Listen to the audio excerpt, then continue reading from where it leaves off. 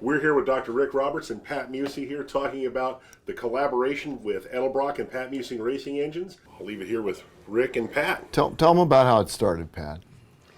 It started out, I was brought out here to work on the nitrous program. Vic brought me out, and I gave him some ideas, and we kind of reached an agreement, and he said, come on, I'm going to fly you out to the foundry. We'll go out to the foundry. So we get out to the foundry, and I'm looking. My eyes are this big, I'm looking, and I got all these ideas. I see all these. It always street happens. heads. People don't understand what the foundry's all about. Yep. Yeah, No. and he was no different. I see all these street heads going in and out of there, and my head's spinning, So we come back here, we're in your office, right? I walk in, there's a head laying, a big buckhead. I said, why aren't you guys making race heads? What is the deal here? And Vic was kind of in the corner, and he goes, well, we don't really know what to make. I said, well, I'll tell you what to make, because we don't feel make it. And that's kind of how it all started. Yeah. This one started out as an 18-degree head. You built an engine with that. Remember that Scott Hall deal? Yeah. Yeah, and that was good. It was good. Those heads were good, but the rest of the industry was moving on to, more upright valves and stuff, a 14 and then a 12. And At the time, we took some heat for it. Well, why'd you do an 18-degree? Because they were starting to come along with.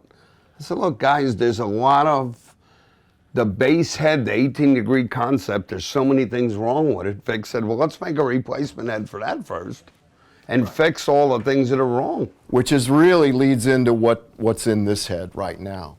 I mean, the 18-degree head and competitors' heads have a valve cover that's very restrictive to what you can do with the rocker arms. The rocker arms themselves and the rocker geometry was really hard on parts. So working with Danny Jessel, we came up with some better ideas. This has a unique valve cover, a 7-bolt valve cover that doesn't interfere with the rocker arms. You still have the offset in the rocker. It's not as much, but we've had no problems at all with valve train on this thing. Great geometry. Some other things we did to the head following what we had done with the previous conventional head that Pat worked with us on as well was change some of the angles, the cant angle on the intakes a little more so the head of the valve comes away from the bore at high lift. That isn't as important on the exhaust side, so the exhaust is stood up a little straighter. So there's some subtle differences in this that people should take note of. From a distance, it looks the same as every other big head, but look closer. There's some differences. And like Rick said, every Big Chief head, I'll call it a Big Chief. Pontiac came out with it. They called it a Big Chief. That's what it was. That's where it come from. Yeah. We kind of took our own ideas and just did it the way we want to do it. But 3 valve cover bolts was so simple. Instead of they have 4, but you can only run 2. Because they run into the rockers. Just right. Simple, common stuff that we fixed. But I guess we should go into now what we're doing now. And this is some of the stuff that, as an engine builder, I love to see water jackets, how much we can grind on a port, how much we can move.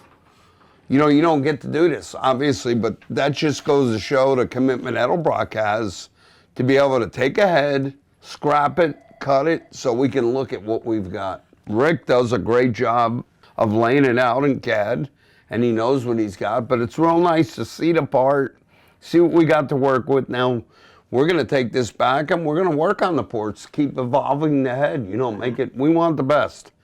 We, at my shop, UC Engines, we're known for our Pro Mod nitrous stuff. And I hate to say it like that, but we are the best. You want to run in Pro Mod nitrous, you better have one of our engines, so. We want the best. And I think we have the best here. I don't think I know. I just. And manifolds, for those that don't know, we've probably got the best manifold that there is for this. We've got a version of the manifold that is CNC port matched right to this head, and that's the basis of our crate engine. So, carb pad to oil pan. We've got it all covered. Yeah, now this cylinder head is being used on that new 632 you have. Yes. Why don't you tell us a little bit about that? That was designed for the sportsman racer. I want to give those customers and that bracket of racing all our technology that we learn from our Pro Mod on-track experience and our engine building. I know it's a bigger engine. I know it's a different deal and it's a high dollar deal, but it all relates to that. It's still a V8 normally aspirated engine. And An engine that appeals to the masses, is reasonably priced, has all of his technology in it. Many competitors of his, he always said his race car and his high-end race engines was the only advertising he needed to do. That was how he did things.